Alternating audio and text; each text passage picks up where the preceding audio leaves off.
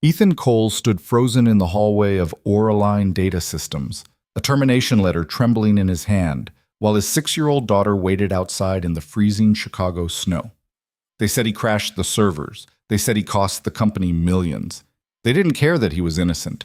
In 30 minutes, his entire world had collapsed. His job, his reputation, his ability to feed his daughter, all gone because someone decided he was the perfect scapegoat. But what they didn't know was that the truth was sitting in a child's backpack, drawn in crayon, time-stamped, and undeniable. Sometimes justice comes from the smallest hands. If you're watching, hit that like button and comment your city below so I can see how far this story travels. Now let's begin. The wind off Lake Michigan hit like a fist. Ethan Cole pulled his coat tighter as he crossed the plaza toward Oraline Data Systems, Lily's small hand warm inside his own. She was humming something, a song from school maybe, or something she'd made up on the drive over. He couldn't tell anymore. Half the time his daughter existed in a world entirely her own, and he was just grateful to be allowed inside it. "Daddy, my nose is cold." "I know, Bug, we're almost there." The building loomed ahead, all steel and glass, reflecting the gray January sky back at itself. Ethan had worked here for 4 years. 4 years of late nights and weekend calls, of patching systems and putting out fires, of being the guy people called when something broke at 3 in the morning. He was good at his job. He knew that much. He wasn't flashy, didn't play politics, didn't schmooze in the break room or angle for promotions. He just did the work, kept his head down, and went home to his daughter. That was the plan today, too. "Can I draw while you work?" "That's the deal, remember? You sit quiet, I finish the server update, and we get pancakes after." Lily's face lit up. "With chocolate chips? If you're good." "I'm always good." Ethan smiled despite himself. She wasn't wrong. Lily had learned early how to be easy, how to take up less space, how to not be a burden. It killed him a little every time he noticed it. She was 6. She should have been loud and messy and demanding. Instead, she carried a backpack full of coloring books and sat in break rooms without complaint, while her father tried to hold their life together with both hands. They pushed through the revolving doors into the lobby. The warmth hit them immediately, along with the smell of coffee and the low hum of fluorescent lights. Ethan signed in at the security desk, clipped on his badge, and led Lily toward the elevator. "Morning, Ethan." He turned. It was Marissa from HR, coffee in one hand, phone in the other. She didn't slow down. "Morning." That was it. No small talk. That was fine. Ethan didn't need friends at work. He needed a paycheck and health insurance and a 401k that might actually mean something by the time Lily graduated high school. Everything else was noise. The elevator doors opened. They stepped inside. "What floor, Daddy?" 7. Lily hit the button with both hands, then stepped back and watched the numbers climb. Ethan checked his watch. 8:43. He had a little over an hour to run the server update, verify the backup protocols, and get Lily out of here before the morning rush turned the 7th floor into a zoo. Saturdays were supposed to be quiet. That's why he'd chosen today. No meetings, no interruptions, just him and the machines. The elevator dinged. They stepped out into the hallway. It was empty. Good. Ethan led Lily past the rows of cubicles toward the server room at the far end.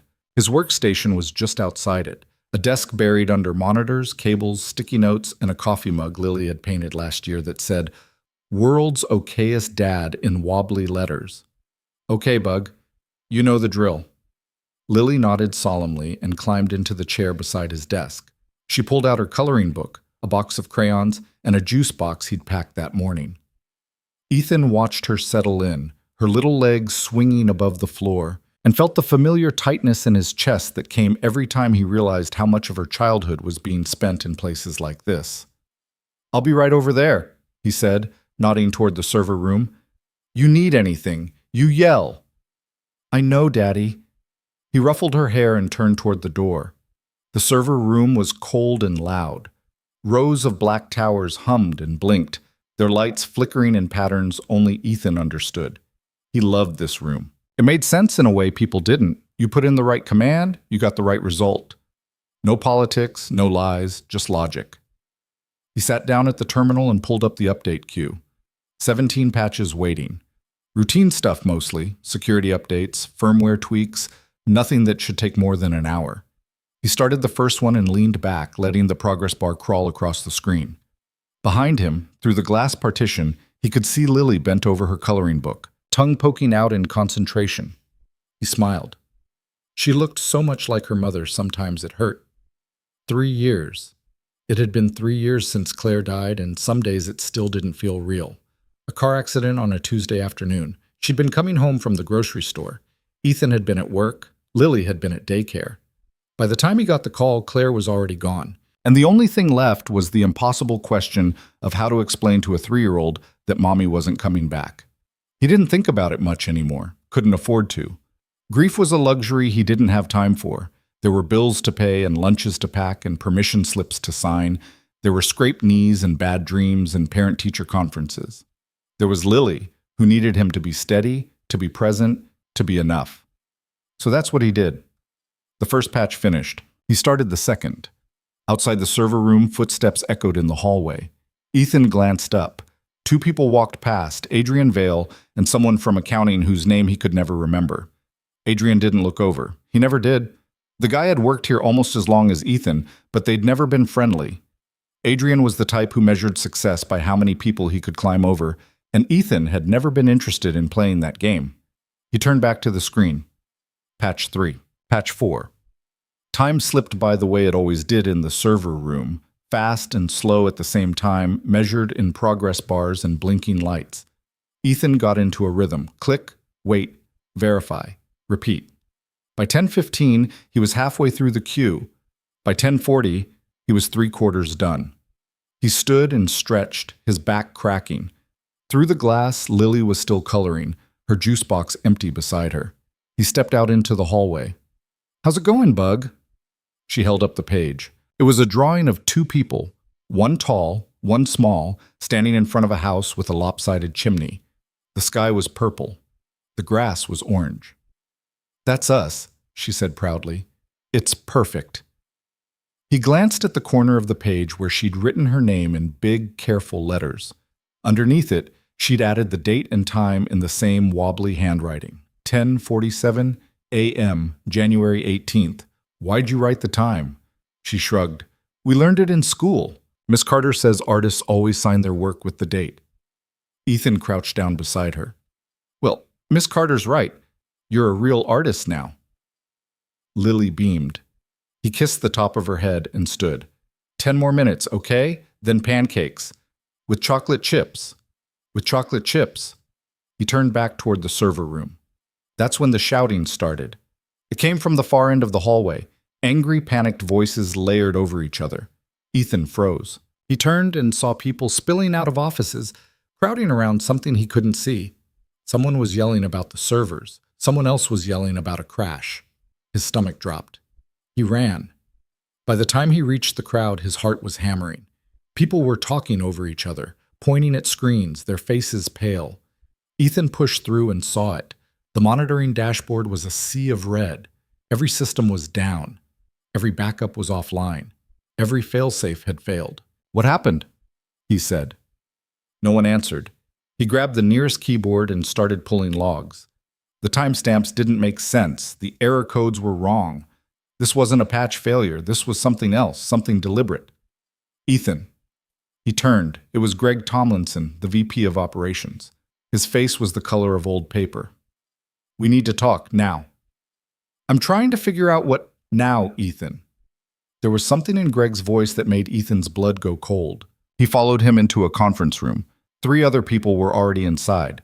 Marissa from HR, a guy from legal, and someone Ethan didn't recognize.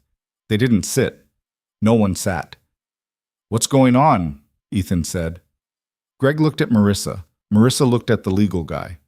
The legal guy cleared his throat. "Mr. Cole, we have reason to believe you initiated the server failure that occurred at approximately 10:50 this morning." Ethan stared at him. "What?" "The logs show that your credentials were used to execute a command that triggered a cascade failure across all primary systems. The damage is catastrophic. We're looking at millions in losses. That's insane. The evidence is clear. I was running routine patches. I didn't touch anything that could..." Your access was logged, your credentials, your workstation. Ethan's mind was spinning. Someone must have used my login. Someone must have... Mr. Cole. Marissa's voice was flat, rehearsed. Effective immediately, your employment with Oraline Data Systems is terminated. You need to leave the building. The room went silent. Ethan couldn't breathe. You're firing me? Security will escort you out. I didn't do this. We'll be conducting a full investigation, but until then, I have a daughter downstairs. No one said anything. Ethan turned and walked out before they could say another word. His legs felt like they belonged to someone else. His ears were ringing. This wasn't happening. This couldn't be happening. He found Lily exactly where he'd left her, coloring at his desk, completely unaware that the world had just ended. Daddy? He forced a smile. Hey, Bug. We gotta go. Already? But you said, change of plans. She frowned but didn't argue. She never did. She packed up her crayons, her coloring book, her empty juice box, and slid off the chair. Ethan grabbed his coat and his keys and didn't look back. They walked to the elevator in silence. The lobby was chaos. People were running between offices, phones were ringing, someone was shouting about backups. Ethan kept his head down and kept moving. He signed out at the security desk, ignoring the way the guard looked at him, and pushed through the revolving doors into the cold. The wind hit him again, harder this time. Lily tugged on his hand. Daddy, what's wrong? Nothing, Bug. Let's just get to the car. They crossed the plaza toward the parking garage. Ethan's hands were shaking. His mind was still trying to catch up. Fired. He'd been fired. Accused of sabotage. Accused of costing the company millions, and no one had listened. No one had cared. He thought about the bills waiting at home. The rent due next week. Lily's doctor's appointment. The grocery budget he'd already stretched too thin. He thought about how fast everything could fall apart. They reached the car. Ethan unlocked it and opened the back door. Lily climbed in and buckled herself without being asked. He closed the door, walked around to the driver's side, and sat down behind the wheel. For a long moment, he just sat there. Then he put his head in his hands and tried to remember how to breathe. Daddy? He looked up. Lily was watching him in the rear-view mirror, her face small and worried. Are we still getting pancakes? Ethan opened his mouth, closed it. He didn't know what to say. He didn't know how to explain that pancakes didn't matter anymore, that nothing mattered anymore, that the entire foundation of their life had just been ripped out from under them. But then he looked at her, really looked at her, and saw the same scared, hopeful expression she'd worn the day they buried her mother. And he realized he didn't have the luxury of falling apart. Yeah, Bug, he said quietly. We're still getting pancakes. He started the engine. That's when someone knocked on the window. Ethan jumped. He turned and saw a woman standing outside the car, her hand raised, her breath fogging in the cold air. She was tall, sharp-eyed, wearing a long coat that looked like it cost more than Ethan's car. He didn't recognize her. He rolled down the window. Can I help you? Ethan Cole? Who's asking? Celeste Wren. I'm the CEO. Ethan's stomach turned over. Look, I already talked to your people. I didn't do anything wrong, and I'm not... I know. He stopped. Celeste leaned down slightly, her eyes flicking to Lily in the back seat, then back to Ethan. I just got back from a board meeting and heard what happened. I read the report. It doesn't add up. Tell that to Greg Tomlinson. I will. But first, I need to hear your side. Ethan stared at her. Why? Because I don't make decisions based on panic. And what just happened upstairs was panic. For the first time since he'd walked into that conference room, Ethan felt something other than terror. Hope. It was small and fragile and probably stupid, but it was there. Okay, he said slowly. What do you want to know? Celeste straightened. Not here. Come back inside. Bring your daughter. This won't take long. She turned and started walking back toward the building without waiting for an answer. Ethan sat there, his hands still on the steering wheel, his heart pounding. Lily leaned forward. Daddy? Who was that? He looked at her in the rearview mirror. I don't know, Bug, But I think maybe she's the only person in that building who wants to hear the truth. He turned off the engine, unbuckled his seatbelt, and opened the door. They followed Celeste Wren back inside. The elevator ride back up felt different, longer. Ethan stood with Lily pressed against his side, watching the numbers climb while Celeste Wren stood perfectly still on the other side of the car, her expression unreadable. She hadn't said another word since they'd left the parking garage. Just walked them through the lobby, past security, and into the elevator like this was the most normal thing in the world. Ethan didn't trust it.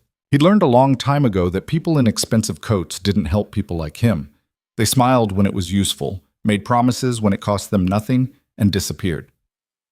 The second things got complicated. He didn't know what Celeste Wren wanted, but he was pretty sure it wasn't justice. Still, he was here. What else was he supposed to do? The doors opened on the 7th floor.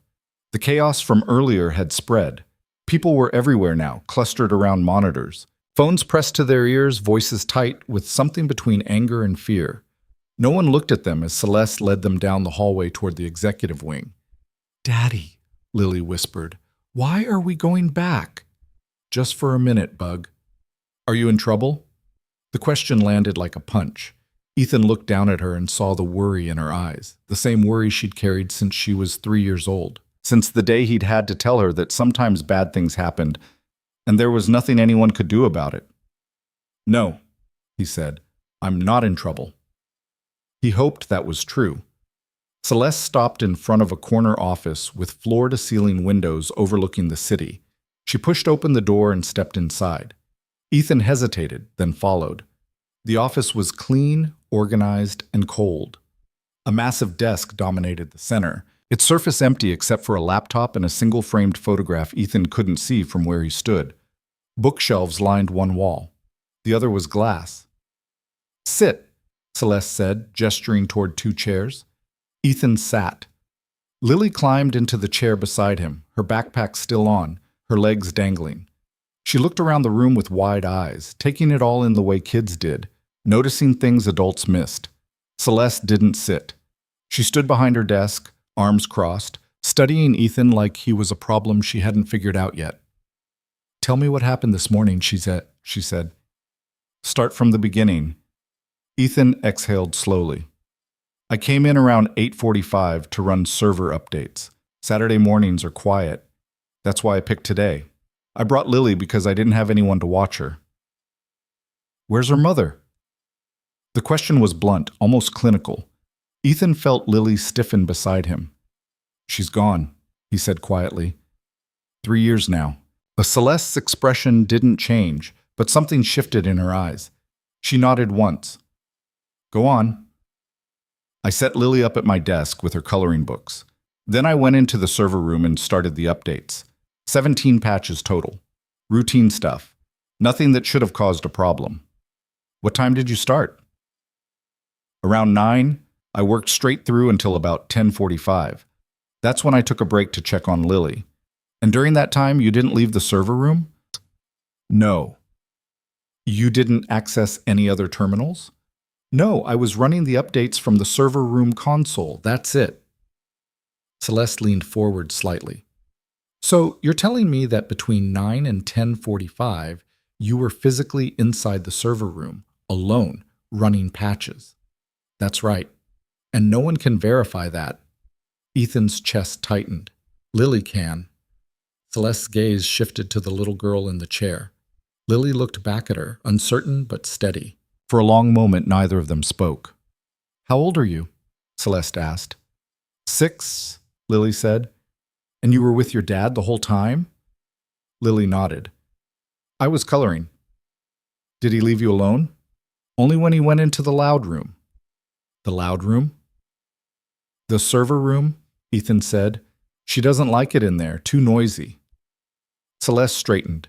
She walked around the desk and crouched down in front of Lily, putting them at eye level. Her voice softened in a way Ethan hadn't expected. "Can I see what you were coloring?" Lily glanced at Ethan. He nodded. She unzipped her backpack and pulled out the coloring book, flipping to the page she'd been working on, the one with the 2 people in front of the lopsided house. Celeste took it carefully, like it was something fragile. She studied it for a long moment, her eyes moving across the page. Then she stopped. "You wrote the time," she said. Lily nodded. "Miss Carter says artists always sign their work with the date and time. Smart teacher." Celeste looked at the corner of the page where Lily had written 10:47 a.m., January 18th, in careful, wobbly letters. Then she stood and turned to Ethan. "What time did they say the crash happened?" "Around 10:50. "And you were with Lily at 10:47. "Yeah, I came out to check on her, saw her drawing, talked to her for a couple minutes, then went back to finish the last few patches. That's when people started shouting." Celeste walked back to her desk. She opened the laptop and started typing, her fingers moving fast across the keys. Ethan watched her, trying to read her face, but it was like watching stone. "The logs say your credentials were used to execute a command at 10:49 from workstation 712, she said without looking up. "That's not the server room console." "I know." "So either you're lying about being in the server room, or someone else used your credentials." "Someone else used them." Celeste's eyes flicked up. "Who?" "I don't know, but it wasn't me." She leaned back in her chair, still watching him. The silence stretched out, heavy and uncomfortable. Ethan could feel his pulse in his throat. This woman held his entire life in her hands right now, and he had no idea what she was thinking. "Why should I believe you?" she said finally. The question hung in the air. Ethan looked at Lily, then back at Celeste. "Because if I'd wanted to crash the servers, I wouldn't have brought my daughter with me. Because I've worked here for 4 years without a single incident. Because I don't have a reason to destroy the place that pays my rent and keeps my kid fed. And because—" He stopped, his voice catching. "Because I'm telling you the truth, and someone in this building is counting on the fact that no one will bother to check." Celeste didn't move, didn't blink. Then she closed the laptop. "Wait here," she said. She walked out of the office, leaving the door open behind her. Ethan sat frozen, his hands gripping the armrests, his mind racing. Lily reached over and touched his arm. "Daddy, are we still getting pancakes?" He almost laughed. "Almost." "Yeah, Bug. After this." "Okay." She went back to her coloring book like nothing was wrong, like they weren't sitting in the CEO's office while Ethan's entire future hung in the balance. He envied her that. The ability to just exist in the moment without the weight of everything else crushing down. 5 minutes passed. Then 10. Ethan checked his watch. 11:23. He wondered what was happening out there. Wondered if Celeste was pulling the same logs Greg had pulled, coming to the same conclusions, realizing that the easiest answer was the right one, and Ethan Cole was just another guy trying to talk his way out of something he'd done. Footsteps in the hallway. Celeste came back into the office, but she wasn't alone. Behind her was a man Ethan recognized, Neil Ortega, head of IT security. He was carrying a tablet and looked like he hadn't slept in a week. "Ethan," Celeste said, "this is Neil. He's going to walk me through the security logs. I want you here while he does it." Neil glanced at Ethan, his face carefully neutral, then set the tablet on the desk. Celeste stood beside him, arms crossed. "Show me workstation 712, she said. Neil tapped the screen. A log file appeared, lines of text scrolling past. "This is the terminal where the command originated. The login was authenticated at 10:46 using Ethan Cole's credentials. The destructive command was executed at 10:49. And the server room console?" Neil swiped to a different file. "Ethan's credentials were also active here. He logged in at 9:03 and stayed connected until 11:07, which is after the crash." Celeste frowned. "So his credentials were in 2 places at once, correct? That's not possible unless someone cloned his login." Neil hesitated. "Technically, yes, but cloning credentials requires physical access to the authentication server, which is locked down. Only a handful of people have that kind of clearance." "Who?" Neil pulled up another screen. A list of names appeared. Ethan leaned forward, trying to see. There were maybe 8 names total. His wasn't on it. But Adrian Vales was. Ethan's stomach dropped. "Adrian?" he said quietly. Celeste looked at him. "You know him?" "We've worked together for years. He's always been—" Ethan stopped, trying to find the right words. "Competitive. He wanted the lead engineer position last year. I got it instead. And you think he did this? I don't know, but he's one of the only people who could have. Celeste turned back to Neil. Pull the badge logs for Adrian Vale. I want to know everywhere he went this morning. Neil's fingers moved across the screen. Another file appeared. Ethan watched the timestamp scroll past. Adrian had swiped into the building at 8:30, swiped into the 7th floor at 8:34. Then, at 10:41, he'd swiped into the authentication server room, 6 minutes before the crash. Celeste's jaw tightened. What was he doing in there? I don't know, Neil said, but he was only inside for 3 minutes. Long enough to clone credentials. Possibly. Celeste straightened. Where is he now? Still in the building. I can have security bring him up. Do it. Neil left. The room went quiet again. Ethan sat there trying to process what he'd just heard. Adrian. It had been Adrian, the guy he'd worked beside for 4 years, the guy he'd helped train, the guy who smiled in meetings and shook hands and pretended everything was fine. He felt sick. Daddy? He looked down. Lily was watching him again, her crayon frozen mid-stroke. I'm okay, he said. She didn't look convinced. Celeste walked to the window and stood there, looking out at the city. The gray sky pressed down on the buildings, heavy and cold. She didn't say anything for a long time. I almost didn't come back today, she said finally. The board meeting ran late. I was going to head straight home. But I got a call from Greg Tomlinson telling me we'd just fired someone for sabotage, and something about it felt wrong. Ethan didn't know what to say. Do you know how many people work for this company? She continued. No. 412, and I can't know all of them. I can't be in every meeting, can't review every decision. I have to trust the people I've put in charge to do the right thing. She turned to face him. But sometimes they don't. Sometimes they panic. Sometimes they take the easy answer because it's faster than finding the truth. Yeah, Ethan said quietly. I noticed. I'm sorry that happened to you. The apology caught him off guard. He stared at her, not sure how to respond. People like Celeste Wren didn't apologize. They delegated. They made excuses. They moved on. But she was still standing there, waiting for him to say something. It's not your fault, he said. It's my company. That makes it my fault. Before Ethan could answer, the door opened. Neil came back in, followed by 2 security guards and Adrian Vale. Adrian looked confused, annoyed, maybe a little nervous. His eyes swept the room, Neil, Celeste, Ethan, Lily, and his expression shifted into something Ethan couldn't quite read. What's going on? Adrian said. Celeste didn't waste time. Where were you at 10:41 this morning? Adrian blinked. I don't know, working. Why? Answer the question. I don't remember exactly. I was moving between floors, checking systems after the crash. Before the crash, Celeste said. Where were you before the crash? Adrian's face went pale. You swiped into the authentication server room at 10:41. You were inside for 3 minutes. What were you doing? I was checking the backup protocols. Why? Because that's my job. Celeste picked up the tablet and turned it toward him. These are the badge logs. You accessed the server room 6 minutes before the crash. Ethan Cole's credentials were cloned during that window. The cloned credentials were used to execute the command that brought down every system in this building. Adrian's mouth opened, closed. He looked at Ethan, and for just a second, Ethan saw it. The flash of guilt, the calculation, the realization that the trap had closed. That's insane, Adrian said.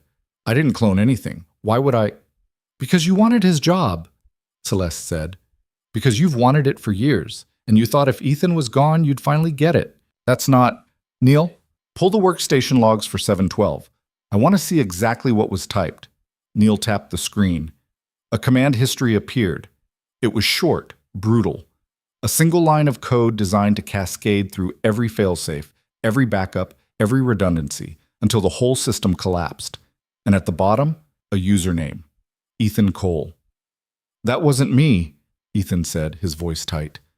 I know, Celeste said. She looked at Adrian. But it was supposed to look like him. Adrian took a step back. You can't prove that. I can prove you were in the authentication room. I can prove the credentials were cloned during that time. I can prove you had motive, access, and opportunity.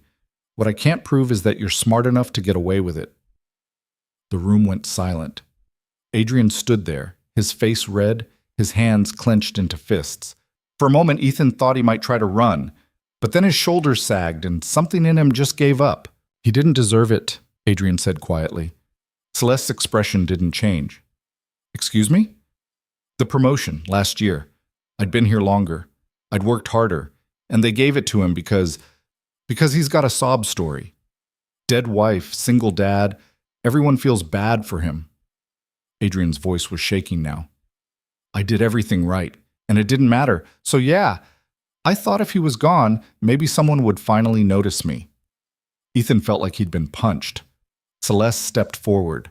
You destroyed this company's infrastructure, cost us millions in damages, and tried to ruin an innocent man's life because you didn't get a promotion? Adrian didn't answer.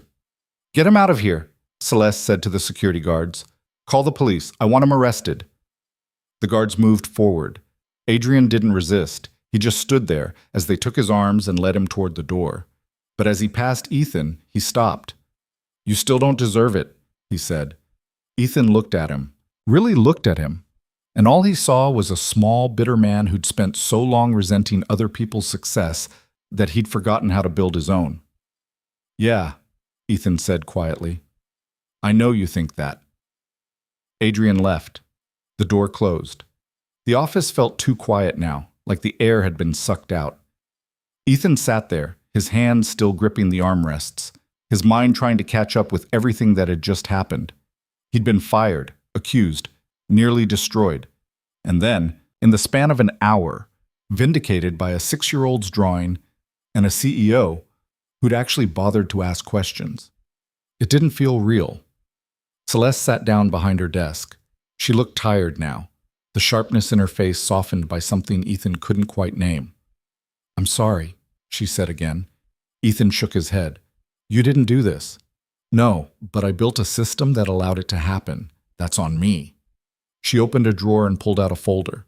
She slid it across the desk toward Ethan. He picked it up and opened it.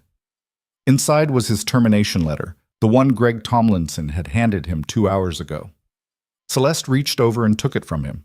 Then, very deliberately, she tore it in half. Your employment is reinstated, she said. Full back pay for today, full benefits, and a formal apology from this company in writing by end of business Monday. Ethan stared at the torn paper. Just like that? Just like that?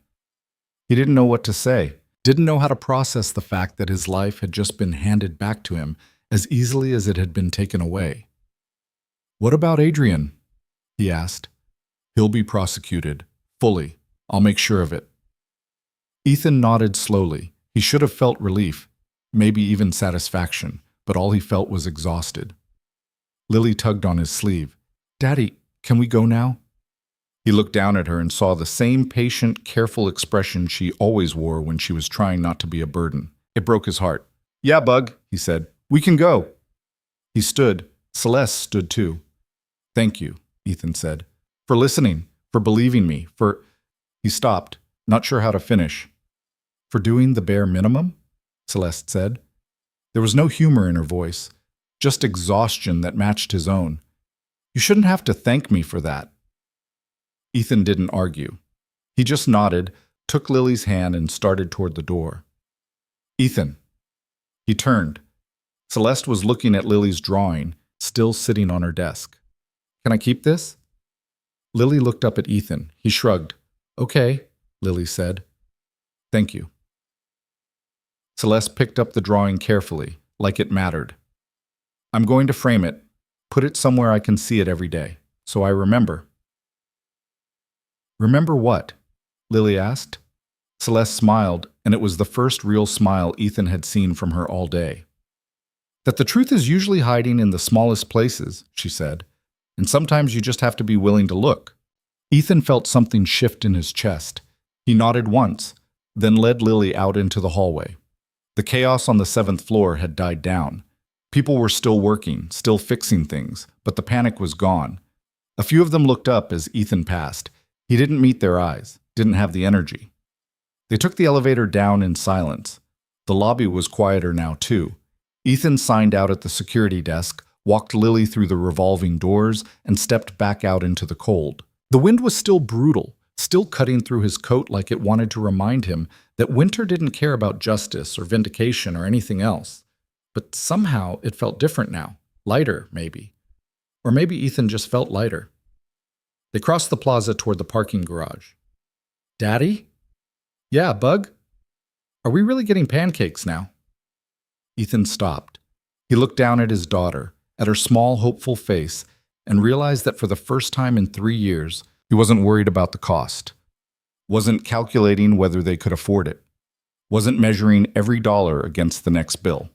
He had his job back. He had his reputation back. He had a future again. "Yeah," he said, "we're really getting pancakes. With chocolate chips?" "With chocolate chips."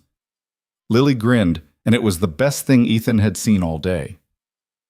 They got in the car, buckled up, and drove away from Oraline Data Systems. The city passed by outside the windows, gray and cold and indifferent, the way it always was. But Ethan didn't care. He had his daughter beside him, a paycheck coming, and the knowledge that sometimes, if you were very lucky, the truth won. That had to be enough. They found a diner 3 blocks away, the kind of place with cracked vinyl booths and coffee that tasted like it had been sitting since morning. Lily ordered a stack of pancakes with chocolate chips and whipped cream. Ethan ordered the same, even though he wasn't hungry. He just wanted to sit here with her, in this warm, bright place, and pretend the last 4 hours hadn't happened. The food came. Lily dug in immediately, syrup dripping down her chin. Ethan watched her and felt the tightness in his chest start to ease. "Daddy, why were those people mad at you?" He set down his fork. "Because they thought I did something bad. But I didn't." "I know." "How do you know?" Lily looked at him like the answer was obvious. "Because you're my dad. You don't do bad things." Ethan's throat tightened. He reached across the table and took her hand.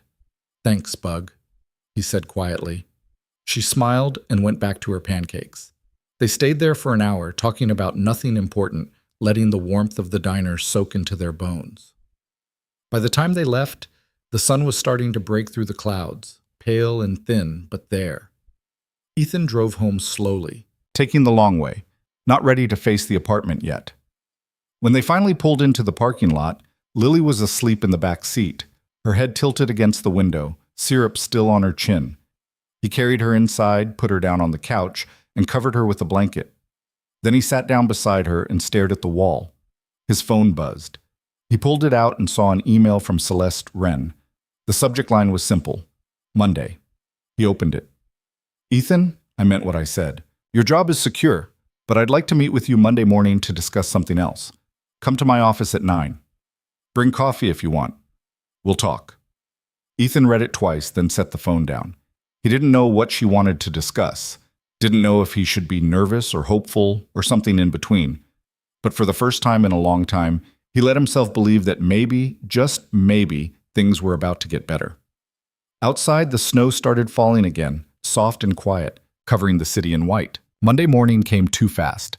Ethan woke up at 6, same as always, and lay there staring at the ceiling while the apartment creaked and settled around him. Lily was still asleep in her room, her door cracked open the way she liked it, the hallway light spilling across her floor in a thin yellow line. Outside, the city was just starting to wake up, car engines turning over, footsteps on frozen sidewalks, the distant groan of a garbage truck making its rounds. He should have felt relief. His job was back. His name was cleared. Adrian Vale was sitting in a holding cell somewhere, facing charges that would probably end his career and a good chunk of his life. Everything had worked out. So why did Ethan feel like he was standing on the edge of something he didn't understand? He got up, made coffee, and stood at the kitchen window watching the sun try to break through the clouds. The email from Celeste Wren sat in his phone like a weight. "Come to my office at 9. Bring coffee if you want. We'll talk." He didn't know what that meant. Didn't know if it was good or bad or just bureaucratic cleanup. Maybe she wanted to go over the official reinstatement paperwork. Maybe she wanted to make sure he wasn't planning to sue. Maybe she just wanted to close the loop and move on. Or maybe it was something else. Ethan poured his coffee and tried not to think about it. By 7:30, Lily was up, dressed, and eating cereal at the kitchen table while Ethan packed her lunch. She had school today, which meant he'd drop her off at 8:15, drive to Oraline, and walk back into a building that had tried to erase him 2 days ago. The thought made his stomach turn. "Daddy, you're quiet," Lily said. He looked over. She was watching him with that careful expression she wore when she was trying to figure out if something was wrong. "Just thinking, Bug." "About what?" "Work stuff." She nodded and went back to her cereal. She didn't push. She never did. Ethan wondered sometimes if that was a good thing or if he was raising a kid who'd learned too early not to ask for what she needed. They left the apartment at 8:10 and drove through the morning traffic toward Lily's school. She hummed in the back seat, the same made-up melody she'd been humming for weeks now, and Ethan let the sound wash over him. It was easier than thinking about what came next. He pulled up to the school at 8:14. Lily unbuckled herself, grabbed her backpack, and leaned forward to kiss his cheek. "Love you, Daddy." "Love you too, Bug." She opened the door and climbed out, then paused and looked back at him. "You're going to be okay," she said. Ethan blinked. "What?" "At work, you're going to be okay." He didn't know what to say. Didn't know how a 6-year-old could read him that clearly. So he just nodded. "Yeah," he said. "I will." Lily smiled, closed the door, and ran toward the building, her backpack bouncing against her shoulders. Ethan watched until she disappeared inside, then sat there for another minute, trying to steady himself. Then he drove to Oraline Data Systems. The parking garage looked the same as it always did. The lobby looked the same. The elevator looked the same. But everything felt different now, like Ethan was walking through a place that had been rebuilt overnight and no one had bothered to tell him. He swiped his badge at the security desk. The guard glanced at it, then at him, and something flickered across his face. Recognition, maybe. Or pity. Ethan didn't wait to find out. He just walked to the elevator and hit the button for the 7th floor. The ride-up was quiet. Ethan checked his watch. 8:47. He had 13 minutes. The doors opened. The 7th floor was already busy. People moved between cubicles, voices layered over the hum of computers and fluorescent lights. A few of them looked up as Ethan stepped out. One woman, someone from accounting whose name he'd never learned, stopped mid-sentence and just stared. Another guy, younger, looked away fast, like Ethan was something he didn't want to acknowledge. Ethan kept walking. His desk was exactly where he'd left it. The monitors were off. The coffee mug Lily had painted was still there, sitting beside a stack of papers he'd been meaning to file. He stood there for a moment, his hand on the back of his chair, and tried to figure out what he was supposed to do. Sit down? Pretend nothing had happened? Act like the last 72 hours hadn't blown his life apart and then stitched it back together in a way that didn't quite fit? "Ethan." He turned. It was Marissa from HR, the same woman who'd stood in the conference room Saturday morning and told him he was fired. She looked uncomfortable now, her hands folded in front of her like she was trying to hold herself together. "I'm glad you're back," she said. Ethan didn't say anything. "I wanted to apologize for Saturday. I should have—" She stopped, searching for words. "I should have asked more questions." "Yeah," Ethan said. "You should have." Marissa flinched. "I know, and I'm sorry." She waited, like she expected him to say it was okay, that he understood, that they could all just move on. But Ethan didn't give her that. He just stood there, looking at her, until she nodded and walked away. He sat down at his desk and turned on the monitors. The screens flickered to life, login prompts waiting. He typed in his credentials and watched the system load. Everything was back to normal, clean, functional, like the crash had never happened, like Adrian Vale had never happened. Ethan leaned back in his chair and exhaled slowly. Around him, the office continued its Monday rhythm. Phones rang, keyboards clicked. People talked about weekend plans and project deadlines and things that didn't matter. No one came over to say welcome back. No one asked if he was okay. It was like he'd never left. At 8:58, Ethan stood up and walked toward the executive wing. The hallway felt longer than it had on Saturday, the walls pressing in. He passed Greg Tomlinson's office and saw the man inside, bent over his desk, phone pressed to his ear. Greg looked up as Ethan walked by. Their eyes met for half a second. Then Greg looked away. Ethan kept walking. Celeste's office door was open. She was standing by the window, her back to the door, a cup of coffee in her hand. She didn't turn when Ethan knocked. "Come in," she said. "Close the door." He stepped inside and shut the door behind him. The office looked different in the morning light. Warmer, maybe. Or maybe Ethan was just seeing it differently. Celeste turned to face him. She looked tired, like she'd spent the weekend working instead of resting. There were shadows under her eyes that hadn't been there before. "You came," she said. "You asked me to." "I wasn't sure you would." Ethan didn't know what to say to that, so he didn't say anything.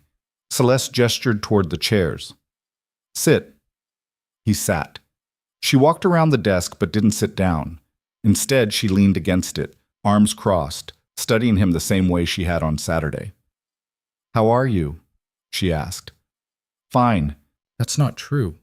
Ethan looked at her. "No, it's not." She nodded, like that was the answer she'd expected. "I spent the weekend going through everything, the logs, the security footage, the timelines. I wanted to make sure we didn't miss anything. And? We didn't. Adrian Vale acted alone. He cloned your credentials, executed the command, and let you take the fall. It was deliberate, calculated, and almost worked." "Almost," Ethan repeated. "If I hadn't come back when I did, you'd still be unemployed, probably unhireable. Your reputation would have been destroyed and no one would have questioned it." Ethan felt the anger rise in his chest, hot and sharp. "Yeah, I know." Celeste set down her coffee. "I sent an email to the entire company this morning. I explained what happened. I named Adrian. I cleared your record. And I made it very clear that what happened to you was unacceptable. Thanks. It's not enough." "No," Ethan said quietly. "It's not." She looked at him for a long moment. What would be enough? The question caught him off guard. He opened his mouth, then closed it. What did he want? An apology? He'd gotten that. His job back? He had that too. Justice? Adrian was in jail. So what was missing? "I don't know," he said finally. Celeste straightened. She walked to her desk, opened a drawer, and pulled out a folder. She set it down in front of him. "Open it," she said. Ethan picked up the folder and opened it. Inside was a single sheet of paper. A job offer. Senior Director of Infrastructure Security. Salary almost double what he was making now. Direct report to the CEO. He stared at it. "I don't understand," he said. "Saturday showed me something I should have seen years ago," Celeste said. "This company has a problem. We're so focused on speed, on efficiency, on moving fast and fixing things later that we've forgotten how to ask the right questions. We've built a culture where the easiest answer is always the right answer, even when it's not. And you think I can fix that? I think you're the only person in this building who proved they care more about the truth than about covering their ass." Ethan looked down at the offer. The numbers didn't feel real. The title didn't feel real. None of this felt real. "Why me?" he asked. "Because you didn't run. You didn't hide. You stood there in my office with your daughter beside you and told me the truth, even though you had no reason to believe I'd listen. That's the kind of person I need running security. I'm not a leader. You're a father. That's close enough." Ethan set the folder down. "I need to think about it. Take all the time you need." He stood up. His legs felt unsteady, like the floor had shifted beneath him. "Is that all?" Celeste hesitated. "There's one more thing." She walked to the corner of her office and picked up something Ethan hadn't noticed before. A frame. She turned it around. It was Lily's drawing, the one with the two people in front of the lopsided house, the one with the timestamp that had saved his life.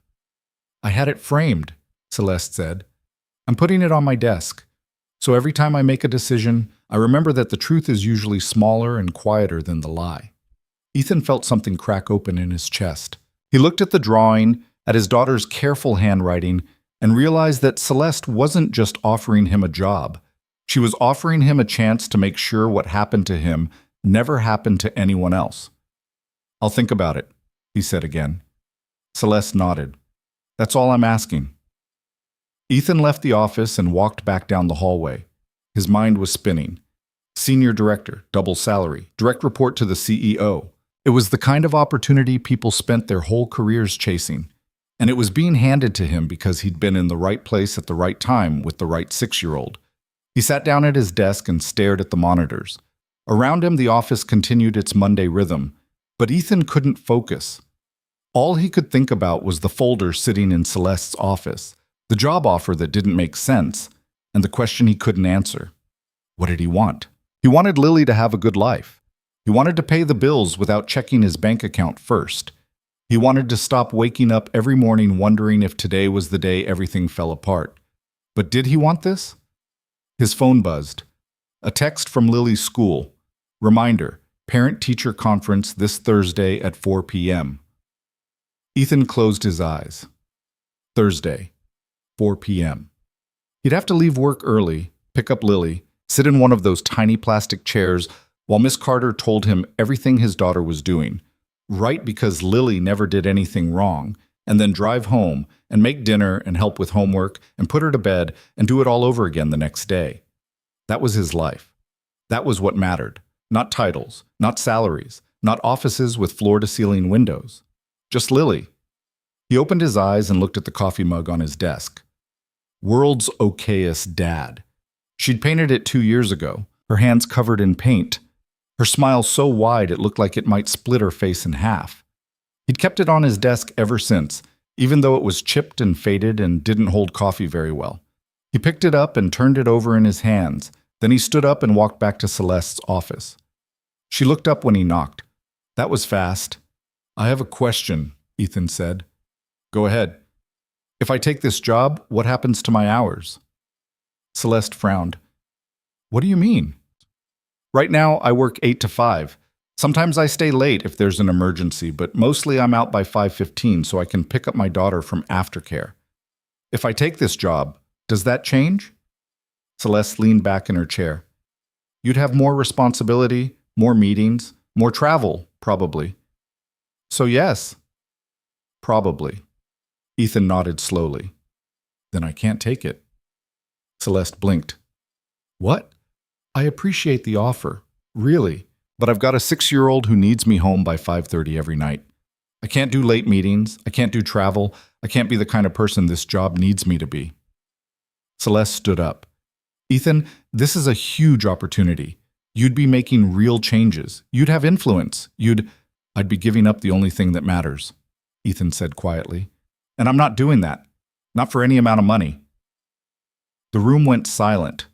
Celeste walked around the desk and stood in front of him. She looked at him like she was trying to figure out if he was serious or just scared. "You're turning this down," she said. "Yeah, because of your daughter." "Because I'm her father. That's my job. That's the only job I care about." Celeste didn't say anything for a long moment. Then, slowly, she smiled. Not the professional smile from before. Something real. "You know what?" she said. "That's exactly why I offered it to you."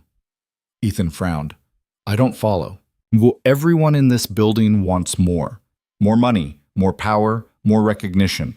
They'll work 80 hours a week, skip their kids' birthdays, miss every soccer game, and tell themselves it's worth it because they're building something important." She paused.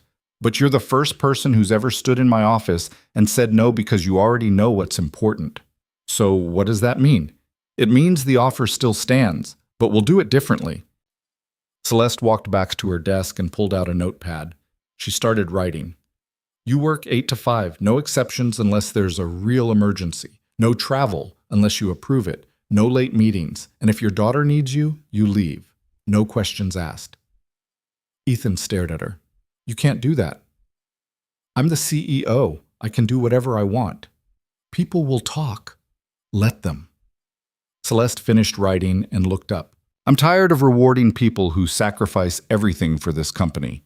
Maybe it's time we start rewarding people who know how to keep their priorities straight."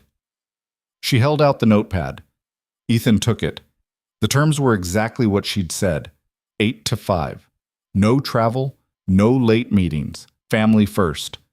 "This is real?" he said. "As real as it gets."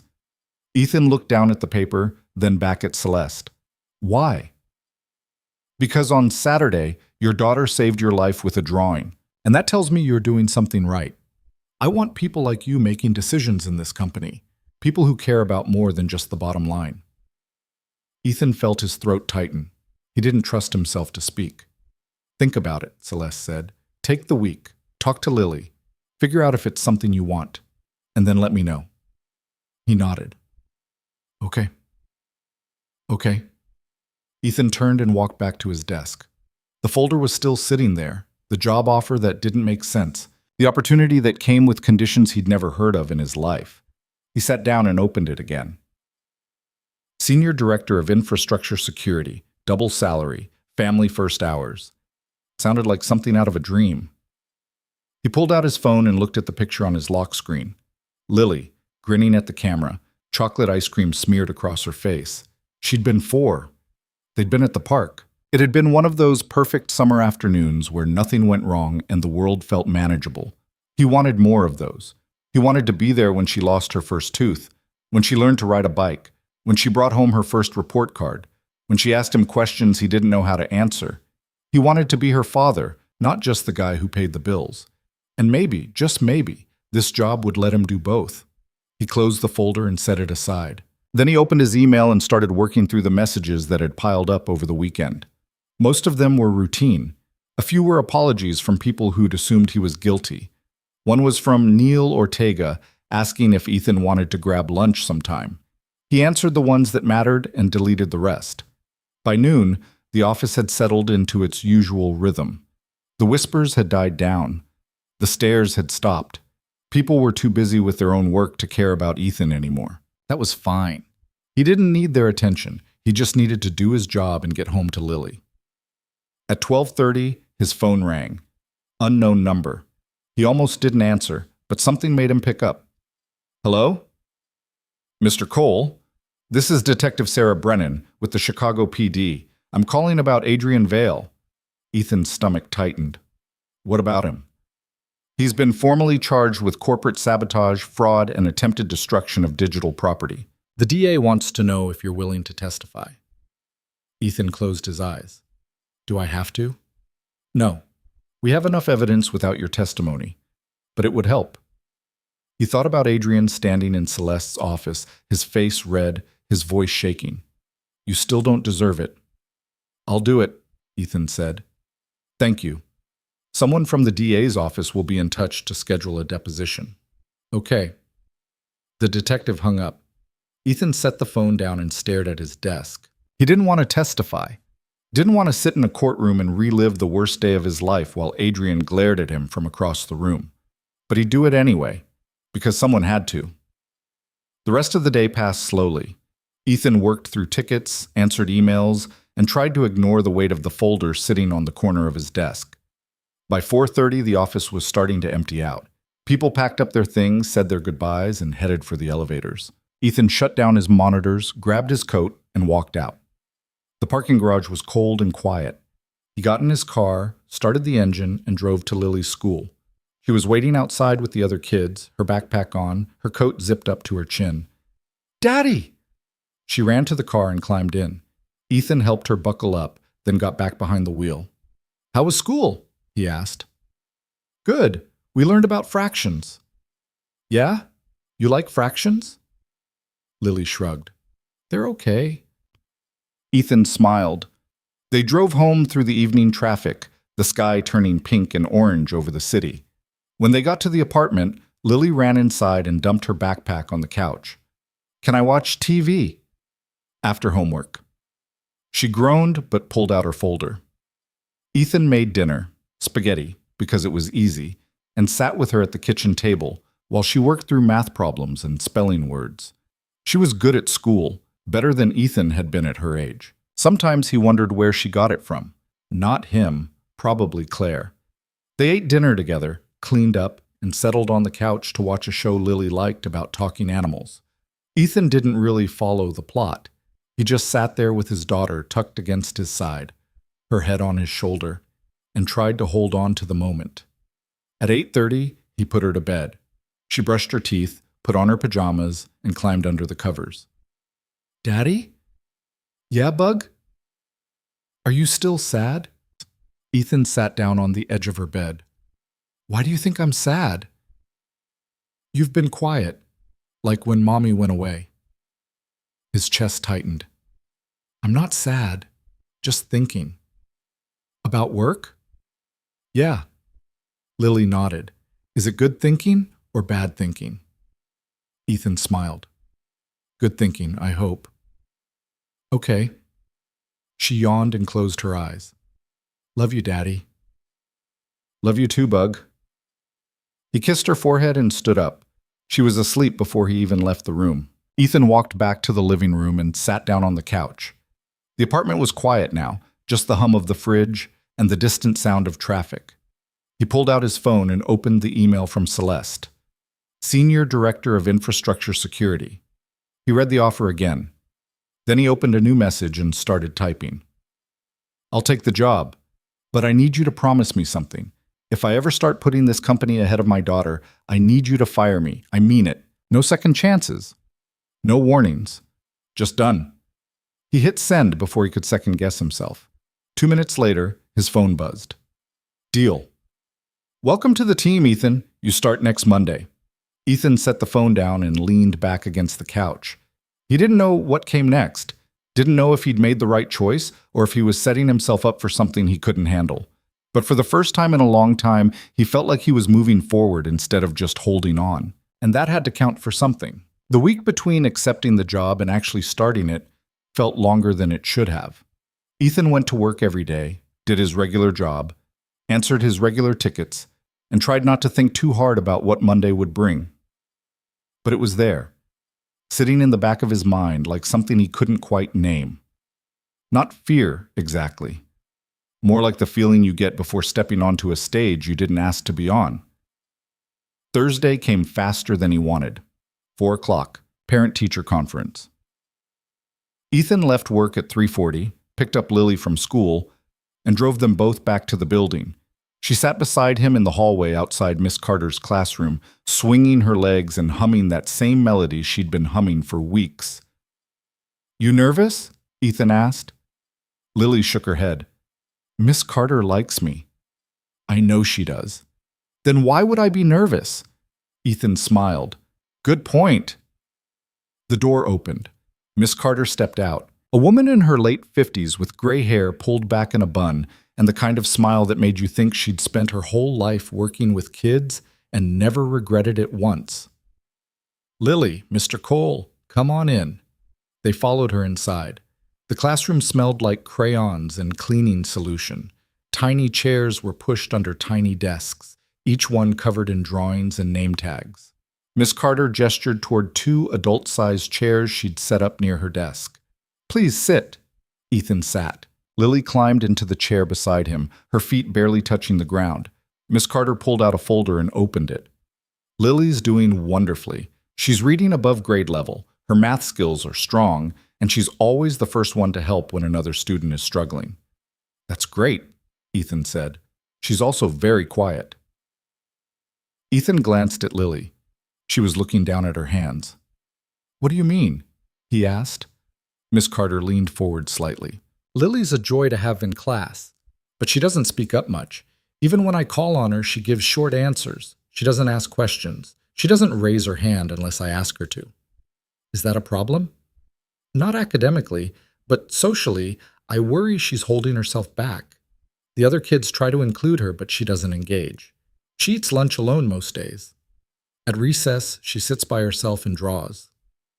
Ethan felt something tighten in his chest. He looked at Lily again. She was still staring at her hands, her face carefully blank. "Lily," he said gently, "is that true?" She shrugged. "I like drawing, but don't you want to play with the other kids?" "Sometimes." "So why don't you?" Lily didn't answer. Miss Carter's voice softened. "I'm not saying this to worry you, Mr. Cole. I just think Lily might benefit from some encouragement. Maybe a play date with one of her classmates. Or an after-school activity where she can meet other kids in a smaller setting. Ethan nodded slowly. Okay, I'll think about it. She's a wonderful child. You should be very proud. I am. They talked for a few more minutes about reading levels and math benchmarks and the upcoming school play. Then Miss Carter stood, shook Ethan's hand, and walked them to the door. Ethan and Lily walked back to the car in silence. The sun was already setting, the sky turning dark blue at the edges. Ethan unlocked the car and opened the back door for Lily. She climbed in and buckled herself without a word. He got in the driver's seat and sat there for a moment, his hands on the wheel. Bug, he said quietly, why don't you play with the other kids? Lily didn't answer right away. When she finally spoke, her voice was small. Because they ask questions. Ethan turned around to look at her. What kind of questions? About my mom, about why you're always the one who picks me up, about why I don't have sleepovers or birthday parties. Ethan's heart broke a little.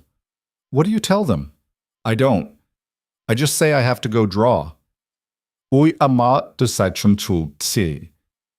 to say something, wanted to tell her it was okay to talk about her mom, that she didn't have to protect him, that she was allowed to have friends and ask for things and take up space.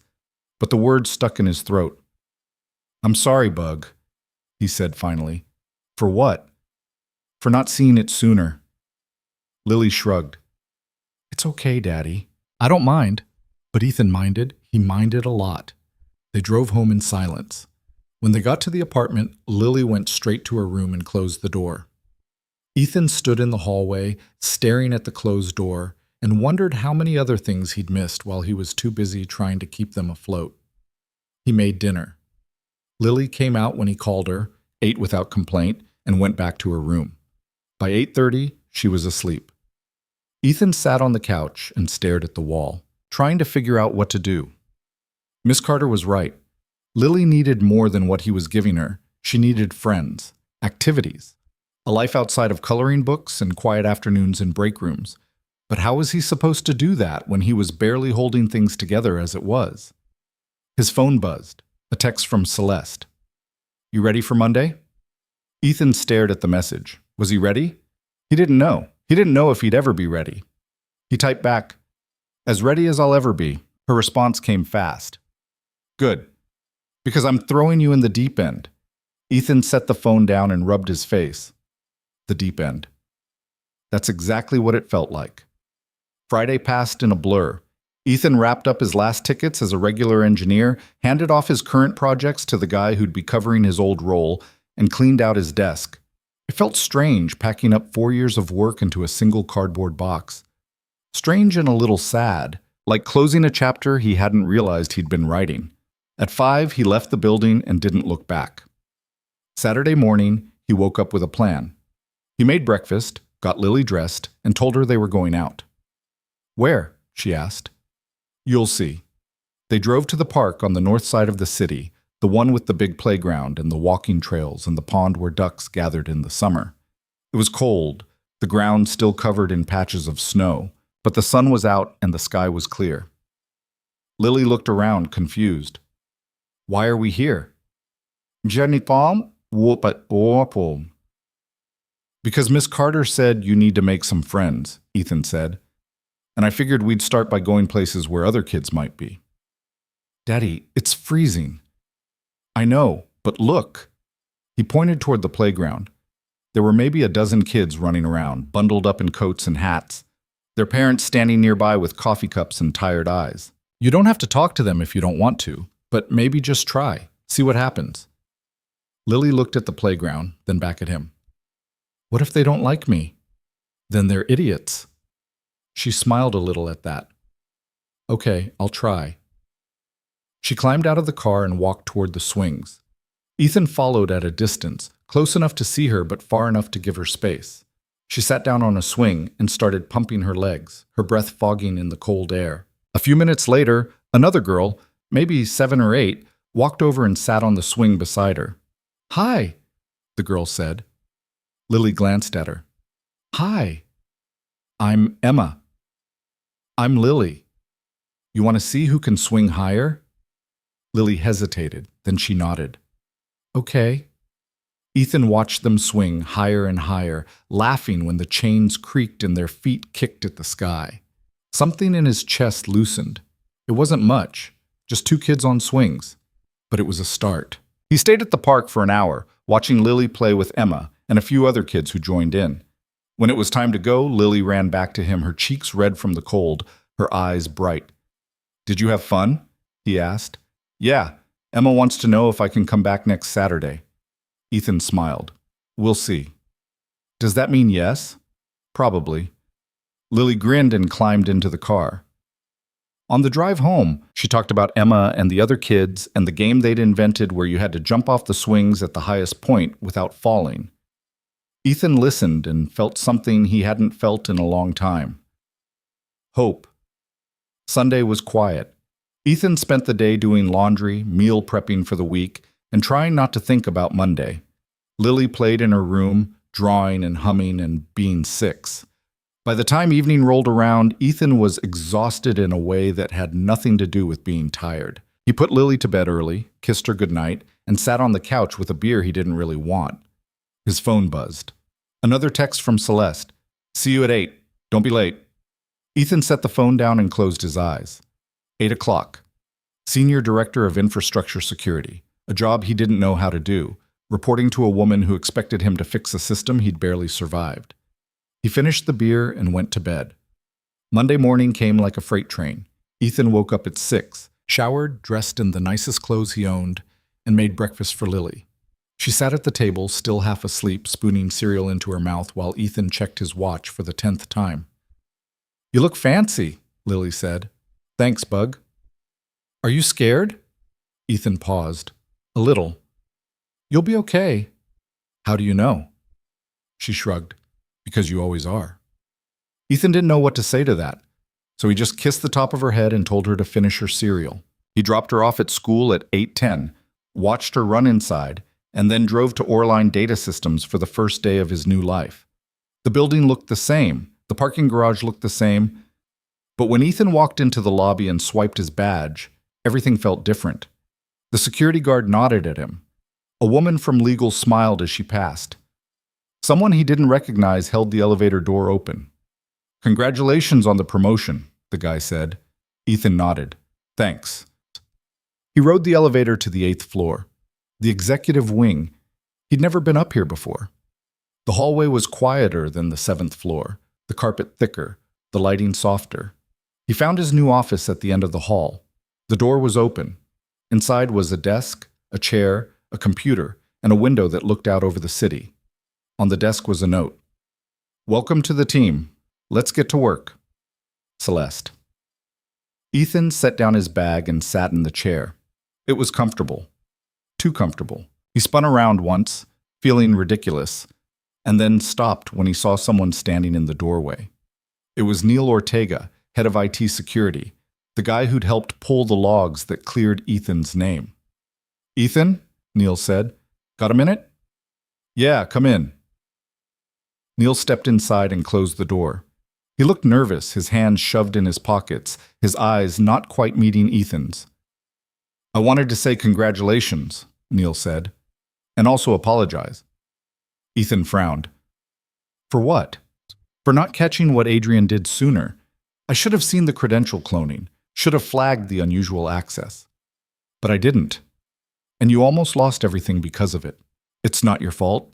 "Yeah, it is. At least partly." Neil sat down in the chair across from Ethan. "Look, I know you didn't ask for this job, and I know you're probably wondering what the hell you're supposed to do now. So I'm offering to help. Help how? I'll walk you through the systems, introduce you to the team, show you where the bodies are buried." Neil smiled a little. Figuratively, I mean.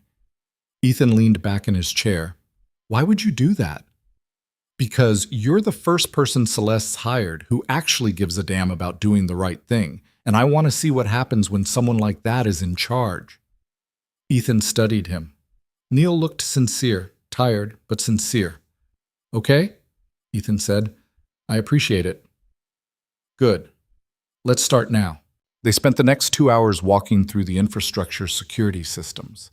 Neil showed him the monitoring dashboards, the access logs, the backup protocols, the incident reports. He introduced Ethan to the 6 people who made up the security team, 3 engineers, 2 analysts, and a project manager who looked like she'd been doing this job since before Ethan was born. By 10:30, Ethan's head was spinning. There was too much to learn, too many systems to understand, too many people to remember. But he nodded and took notes and tried to look like he knew what he was doing. At 11, Celeste appeared in his doorway. "How's it going?" she asked. "It's a lot," Ethan said honestly. "Good. That means you're paying attention." She stepped inside and closed the door. "We have a meeting at noon. Executive leadership. You'll be presenting." Ethan's stomach dropped. "Presenting what?" "Your plan for fixing the security gaps that allowed Adrian to do what he did." "I don't have a plan." "Then you have an hour to come up with one." Celeste smiled, but it wasn't comforting. "Welcome to the deep end, Ethan." She left. Ethan sat there, staring at his computer screen, his heart pounding. An hour. He had an hour to come up with a plan to fix a system he barely understood, present it to a room full of executives who probably thought he didn't belong there, and somehow not look like a complete idiot. He opened a blank document and started typing. By 11:50, he had something. It wasn't polished, it wasn't perfect, but it was real. He'd identified 3 key vulnerabilities: credential management, access auditing, and incident response time. For each one, he'd outlined a solution that didn't require a massive budget or a complete overhaul, just common sense, tighter controls, and better communication. At noon, he walked into the conference room. The executives were already there: Greg Tomlinson, Marissa from HR, a woman he didn't recognize who introduced herself as the CFO, and Celeste, sitting at the head of the table, her hands folded in front of her. "Everyone, this is Ethan Cole, our new Senior Director of Infrastructure Security," Celeste said. "Ethan, the floor is yours." Ethan stood at the front of the room and pulled up his presentation on the screen. His hands were shaking, his mouth was dry, but he started talking. He walked them through the vulnerabilities, explained how Adrian had exploited each one, laid out his plan to close the gaps, and then, because he couldn't help himself, he said the thing he knew they didn't want to hear. "The real problem isn't the technology," Ethan said. "It's the culture. We move too fast, we trust too easily, and we don't ask enough questions. If we want to fix this, we need to slow down and start valuing the truth over the easy answer." The room went quiet. Greg shifted in his seat. The CFO frowned. Marissa looked uncomfortable. Celeste leaned back in her chair and smiled. "Questions?" she said. The CFO spoke first. "How much will this cost?" "Not much," Ethan said. "Most of it's process changes, not new systems." "Timeline?" 90 days for the first phase, 6 months for full implementation. Greg raised his hand. "What about productivity? If we slow down, we risk falling behind our competitors." Ethan looked at him.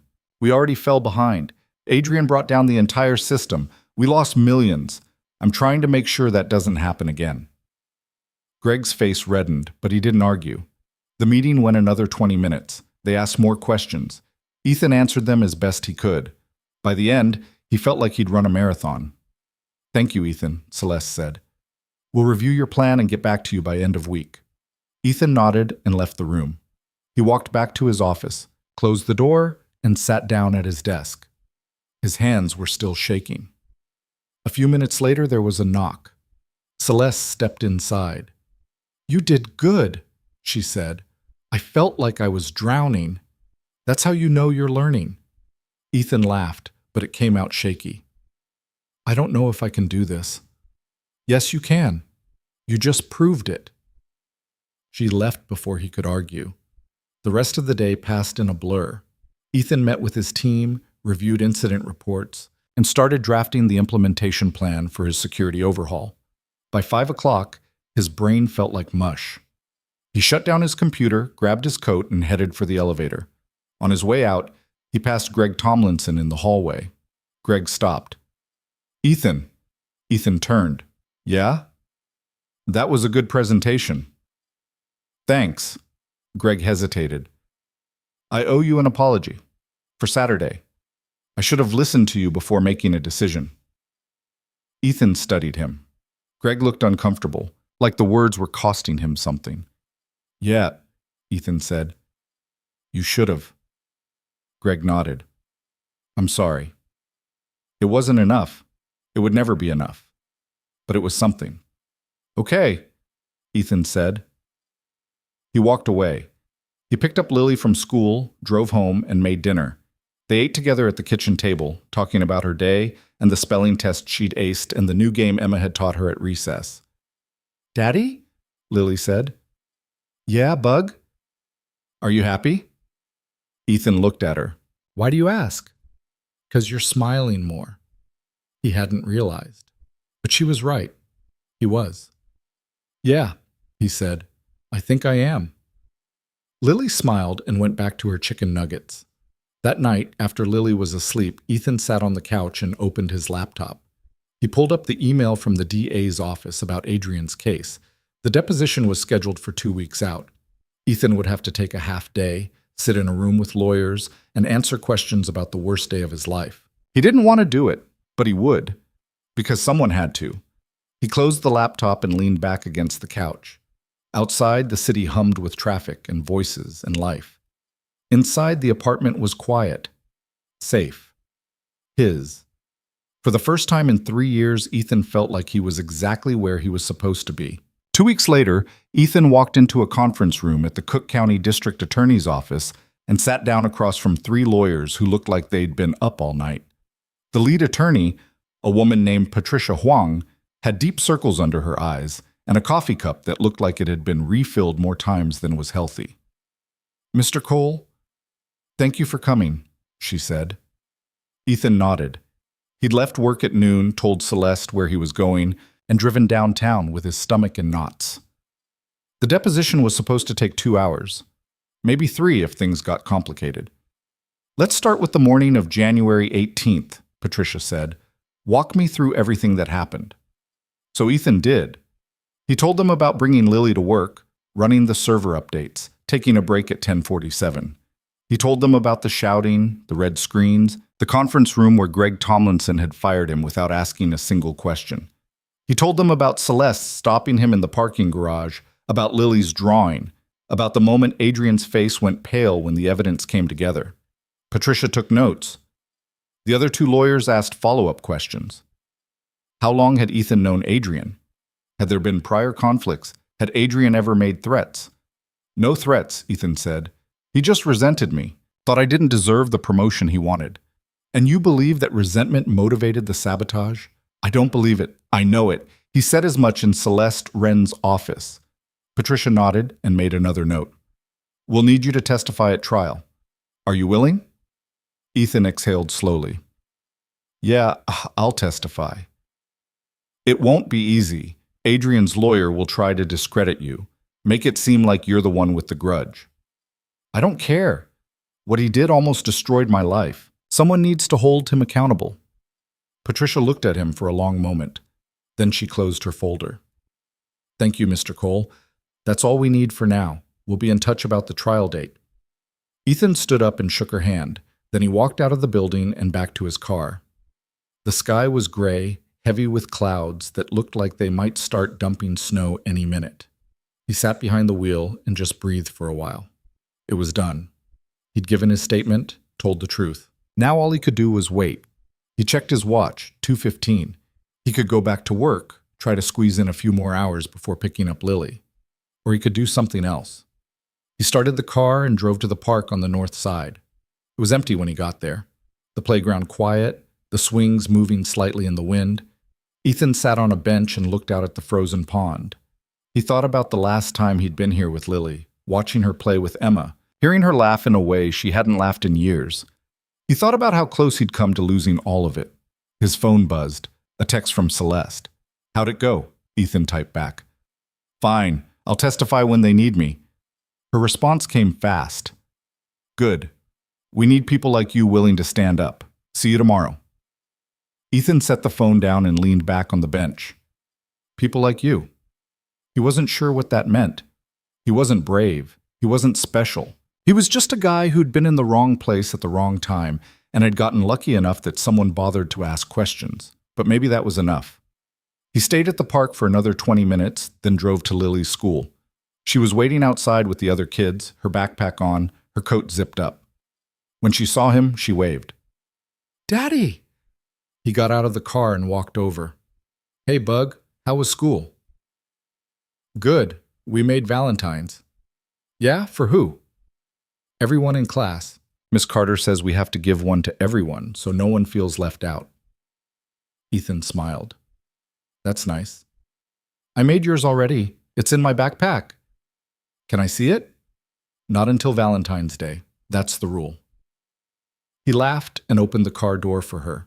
She climbed in and buckled herself, then pulled out a juice box from her lunch bag and started drinking. "Daddy, can Emma come over this weekend?" Ethan glanced at her in the rearview mirror. "You want her to come over?" "Yeah, we're friends now. I'll talk to her mom." Lily grinned. "Thanks, Daddy." They drove home through the afternoon traffic. When they got to the apartment, Lily ran inside and dumped her backpack on the couch. Ethan made a snack, sat with her at the kitchen table, and listened to her talk about the Valentines she'd made and the kid in her class who'd accidentally glued his hand to the desk. It was normal, comfortable, easy in a way things hadn't been in a long time. That night, after Lily was asleep, Ethan sat on the couch and pulled out his laptop. He opened the security implementation plan he'd been working on and read through it again. 90 days for Phase 1, 6 months for full rollout. It was ambitious, maybe too ambitious, but it was also necessary. He made a few edits, tightened up the timeline, and sent it to Celeste. Her response came 10 minutes later. "Approved. Let's make it happen." Ethan closed the laptop and stared at the ceiling. He was really doing this, building something, fixing something, making sure what happened to him didn't happen to anyone else. It felt important in a way his old job never had. The next 3 months passed in a controlled chaos Ethan hadn't expected. He hired 2 new analysts to help with the workload. He implemented mandatory 2-factor authentication across the company. He rewrote the access protocols so that credential cloning would trigger an immediate alert. He ran quarterly audits and made them mandatory. No exceptions, no shortcuts. And slowly, the culture started to shift. People asked more questions. They slowed down before making decisions. They stopped assuming the easy answer was the right one. It wasn't perfect. There were still fights, still pushback from people who didn't like the new rules. But it was better. And better was enough. In April, the trial date was set. Adrian Vale would face a jury in early May. Patricia Huang called Ethan to confirm he was still willing to testify. "I am," he said. "Good. I'll prep you the week before. It'll be fine." Ethan wasn't sure he believed her, but he said okay anyway. The week before the trial, he sat in Patricia's office and went over his testimony line by line. She asked him the questions the defense would ask, the ones designed to make him look angry or vindictive or unreliable. He answered them as calmly as he could. "You're going to be fine," Patricia said when they finished. "Just tell the truth. That's all you need to do." "What if the jury doesn't believe me?" "They will. You've got the logs, the badge records, the timeline, and you've got Lily's drawing." She smiled. "That drawing is going to win this case." Ethan hoped she was right. The trial started on a Tuesday in early May. Ethan took the day off, dropped Lily at school, and drove downtown to the courthouse. He sat in the hallway outside the courtroom, waiting to be called, his hands sweating, his heart pounding. At 10:30, they called his name. He walked into the courtroom and sat in the witness box. The room was smaller than he'd expected, the jury box filled with 12 people who looked tired and bored. Adrian sat at the defense table, his face blank, his eyes fixed on the table in front of him. Patricia stood and walked toward Ethan. "Mr. Cole, can you tell the jury what happened on the morning of January 18th? Ethan took a breath and started talking. He told them everything. The server updates, Lily's drawing, the accusation, the termination, Celeste's intervention, the evidence that proved Adrian had set him up. Patricia entered Lily's drawing into evidence. The jury passed it around, studying the timestamp, the careful handwriting, the 2 people in front of the lopsided house. "This drawing," Patricia said, "proves that Ethan Cole was with his daughter at 10:47. 2 minutes before the sabotage command was executed from a terminal he wasn't using. Does that sound like the actions of a guilty man? The defense attorney objected. The judge overruled. Patricia continued, Adrian Vale cloned Mr. Cole's credentials, executed a command designed to destroy the company's infrastructure, and let an innocent man take the fall. And he did it because he was jealous, because he wanted a promotion, because he valued his career more than the truth. She sat down. The defense attorney stood. He was younger than Patricia, sharper dressed, and his smile was the kind that didn't reach his eyes. Mr. Cole, he said, isn't it true that you and Adrian Vale had a contentious working relationship? No, Ethan said. You weren't upset when he applied for the same promotion you received? I didn't know he'd applied. But you knew he resented you.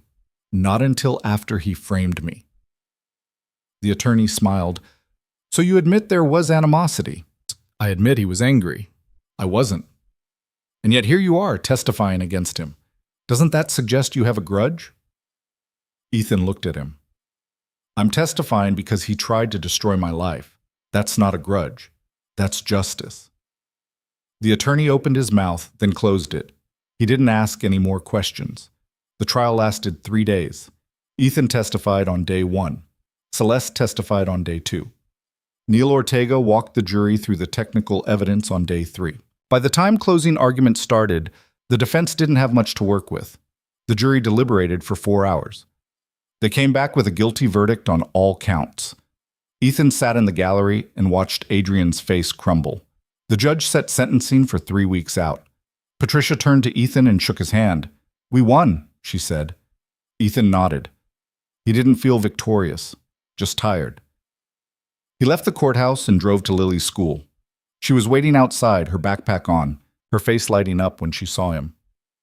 Daddy, you're early. I know. Thought we could get ice cream. Really? Really. They drove to the ice cream shop 3 blocks from the apartment. Lily ordered chocolate chip. Ethan ordered vanilla. They sat at a table by the window and ate in silence for a while. Daddy, Lily said, are you okay? He looked at her. Yeah, Bug. I'm okay. You look sad. Not sad, just thinking. About what? Ethan set down his spoon. About how lucky I am. Lily frowned. Why? Because I've got you. And because even when things were really bad, we made it through. Lily smiled. We're a good team. Yeah, Ethan said quietly. We are. 3 weeks later, Adrian Vale was sentenced to 5 years in federal prison. Ethan didn't attend the sentencing. He didn't need to. It was over. Adrian was gone. The truth had won. And Ethan had a life to live. By June, the security overhaul was complete. The new protocols were in place. The audits were running smoothly. The company had gone 3 months without a single major incident. Celeste called Ethan into her office on a Friday afternoon. Sit, she said. He sat. She was standing by the window looking out at the city the way she always did when she was thinking. You've done good work, she said. Thanks. The board is impressed. The shareholders are happy, and more importantly, the employees feel safer. Ethan didn't know what to say, so he just nodded. Celeste turned to face him. I'm promoting you again. Ethan blinked. What? Vice President of Security and Compliance. You'll oversee not just infrastructure, but data privacy, regulatory compliance, and risk management. Celeste, Same deal as before. 8 to 5. No travel unless you approve it. Family first. Ethan stared at her. Why do you keep doing this? Because you keep proving you deserve it. She walked to her desk and picked up the framed drawing, Lily's drawing, the one that had started everything. This has been on my desk for 5 months. Every time I look at it, I remember that the most important decisions we make aren't the big ones. They're the small ones. The ones where we choose to slow down and ask questions instead of rushing to judgment. She set the frame down and looked at him. You taught me that, Ethan, and I want you to teach it to the rest of this company. Ethan felt his throat tighten. I don't know if I'm the right person for this. You're the only person for this. He thought about it, about the job, about the responsibility, about what it would mean for him and for Lily. Okay, he said finally. I'll do it. Celeste smiled. Good. You start Monday. Ethan left her office and walked back to his own. He sat down at his desk and looked out the window at the city below. 6 months ago, he'd been sitting in this building with a termination letter in his hand and no idea how he was going to survive. Now he was a vice president, making more money than he'd ever imagined, doing work that actually mattered. It didn't feel real. His phone buzzed. A text from Lily's school. Reminder: end of year celebration tomorrow at 2 p.m. Parents welcome. Ethan smiled. He typed back a response confirming he'd be there, then shut down his computer and headed home. The end-of-year celebration was held in the school gymnasium. Parents sat in folding chairs while kids performed songs they'd learned in music class. Lily was in the front row, her voice small but clear, her hands folded neatly in her lap when she wasn't singing. Ethan sat in the back and watched her. She looked happy, confident in a way she hadn't been at the beginning of the year. She had friends now. Emma and 2 other girls who sat with her at lunch and played with her at recess. She was going to be okay. After the performance, Lily ran over and threw her arms around him. Did you see me? I saw you. You were great. Emma's mom said I can come to her birthday party next week. Can I go? Ethan smiled. Yeah, Bug. You can go. Lily grinned and ran back to her friends. Ethan watched her go, feeling something settle in his chest. She was going to be okay. They were both going to be okay. That night, after Lily was asleep, Ethan sat on the couch and thought about everything that had happened. The firing, the investigation, the trial, the promotions, the slow, hard work of rebuilding a life that had almost been taken from him. He thought about Adrian Vale sitting in a prison cell, paying for what he'd done. He thought about Celeste Wren, who'd chosen to ask questions instead of accepting the easy answer. And he thought about Lily, who'd saved his life with a drawing and a timestamp, and the simple fact of being exactly where she was supposed to be. It wasn't a story about good people and bad people. It was a story about what happened when people stopped long enough to care about the truth, when they chose integrity over convenience, when they valued the quiet voice in the back of the room over the loud one at the front. Ethan didn't know if he was a good man. He'd made mistakes. He'd been angry. He'd wanted revenge. But he'd also chosen to tell the truth, even when it was hard, even when no one was listening. And in the end, that had been enough. He pulled out his phone and opened his photos. The most recent one was from the park last weekend. Lily on the swings, her head thrown back, her mouth open in a laugh. Emma beside her doing the same. Ethan stared at the picture for a long time. Then he set the phone down and went to bed. 3 months later, Ethan stood in front of the entire company at the quarterly all-hands meeting. Celeste had asked him to present the new security and compliance framework, and he'd spent the last week preparing. The auditorium was packed, 412 employees, all looking at him, waiting to hear what he had to say. Ethan took a breath and started talking. 6 months ago, this company made a mistake. We assumed guilt without asking questions. We chose speed over truth, and we almost destroyed an innocent man's life because of it. The room went quiet. I'm not here to shame anyone. I'm here to make sure it doesn't happen again. The framework we're implementing isn't just about preventing sabotage. It's about building a culture where we value integrity over efficiency, where we ask hard questions instead of accepting easy answers, where we slow down long enough to make sure we're doing the right thing. He clicked to the next slide. It was a picture of Lily's drawing. This is what saved me, Ethan said, a 6-year-old's drawing with a timestamp that proved I was innocent. And the only reason it mattered is because one person, Celeste Wren, chose to look at it, chose to ask questions, chose to care about the truth. He paused. That's what I'm asking all of you to do, care about the truth. Even when it's inconvenient, even when it's hard, even when the easy answer is staring you in the face.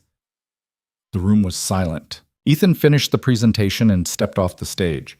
As he walked back to his seat, people started clapping, slowly at first, then louder, until the entire auditorium was applauding. He sat down beside Celeste. She leaned over. Well done, she said. Thanks. You ready for this?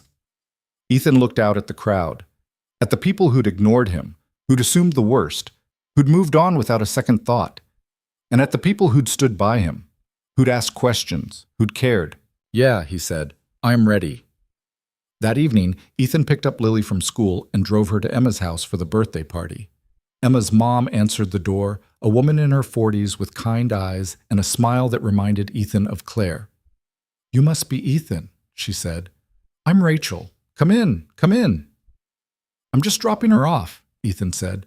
"Nonsense. Stay for a bit. Have some cake. The other parents are here." Ethan hesitated. Then he saw Lily looking at him, hopeful.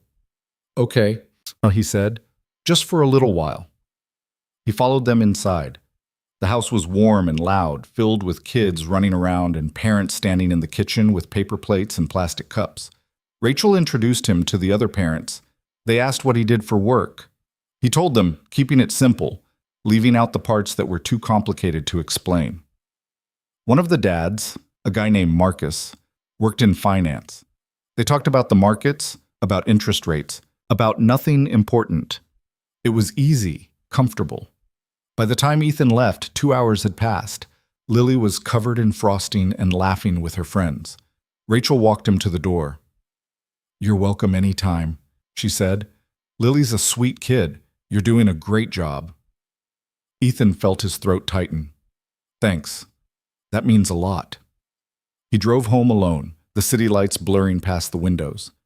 When he got to the apartment, it was quiet and empty. He sat on the couch and just breathed. For the first time in 3 years, he felt like he wasn't just surviving. He was actually living. 2 hours later, he picked up Lily. She fell asleep in the car on the way home, her head tilted against the window, her hands sticky with frosting. Ethan carried her inside, put her to bed without waking her, and stood in the doorway watching her sleep. She was going to be okay. He was going to be okay. They were going to be okay. And that was all that mattered. The months that followed were good. Not perfect. Nothing ever was. But good. Ethan threw himself into his new role, building systems that valued truth over speed, integrity over convenience. He hired people who asked hard questions. He fired people who didn't. He made enemies and allies in equal measure. But the work mattered, and that made the hard days easier. Lily thrived. She made more friends. She joined the art club at school. She started asking questions again, the way kids were supposed to. She laughed more, worried less, became the kid she was always supposed to be. And Ethan learned to let her. By the time winter came around again, a full year after the worst day of his life, Ethan was standing in a very different place. He had a job he was proud of, a daughter who was happy, a life that felt like his own. On the anniversary of the day he'd been fired, Celeste called him into her office. She was standing by the window, the same place she always stood when she was thinking. "It's been a year," she said. "I know. You've changed this company." Ethan shook his head. "You changed it.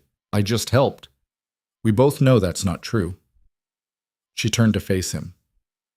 "I wanted to thank you for taking the job, for doing the work, for proving that integrity still matters." "You're welcome." She smiled. "And I wanted to give you this." She handed him an envelope. Ethan opened it. Inside was a check, a bonus, a big one. "Celeste, take your daughter somewhere, anywhere. Make a memory. You've earned it." Ethan looked at the check, then at her. "Thank you." "You're welcome." He left her office and walked back to his own. He sat down at his desk and looked at Lily's drawing, still framed on the corner. The two people in front of the lopsided house. The timestamp that had saved his life. He picked up his phone and called Lily's school. "Hi, this is Ethan Cole. I need to pull my daughter out of school next week. We're taking a trip." That weekend, Ethan and Lily flew to California. They spent a week at the beach, building sandcastles and chasing waves and eating ice cream until they were sick. Lily laughed so hard she got hiccups. Ethan took pictures he'd look at for the rest of his life. On the last day, they sat on the beach watching the sun set over the ocean. Lily was leaning against him, her head on his shoulder, her eyes half closed. "Daddy?" "Yeah, Bug? This was the best week ever." Ethan smiled. "Yeah, it was. Can we come back?" "Anytime you want." Lily closed her eyes. "I love you, Daddy." "I love you too, Bug." They sat there until the sun disappeared and the stars came out. Then they walked back to the hotel, hand in hand, and Ethan realized something. He'd spent 3 years trying to hold their life together, trying to be enough, trying to make up for everything Lily had lost. But he didn't have to do it alone anymore. He had a job that respected his priorities. He had people who valued his integrity. He had a daughter who was thriving, and he had a future that was his to build. When they got back to Chicago, Ethan walked into Oraline Data Systems with his head up and his shoulders back. He wasn't the scared, desperate man who'd been fired a year ago. He was someone different now, someone stronger, someone who'd learned that the truth mattered more than the easy answer, that integrity couldn't be bought or sold, that the smallest voice in the room sometimes carried the most important message. He sat down at his desk and looked at Lily's drawing one more time. Then he got to work. Because that's what you did when you'd been given a second chance. You didn't waste it. You didn't take it for granted. You showed up every day and did the work and made sure the people who'd believed in you didn't regret it. And you taught your daughter, by example, that truth and integrity and love were the only things that really mattered in the end. Ethan Cole had learned that lesson the hard way, and he'd spend the rest of his life making sure he never forgot it.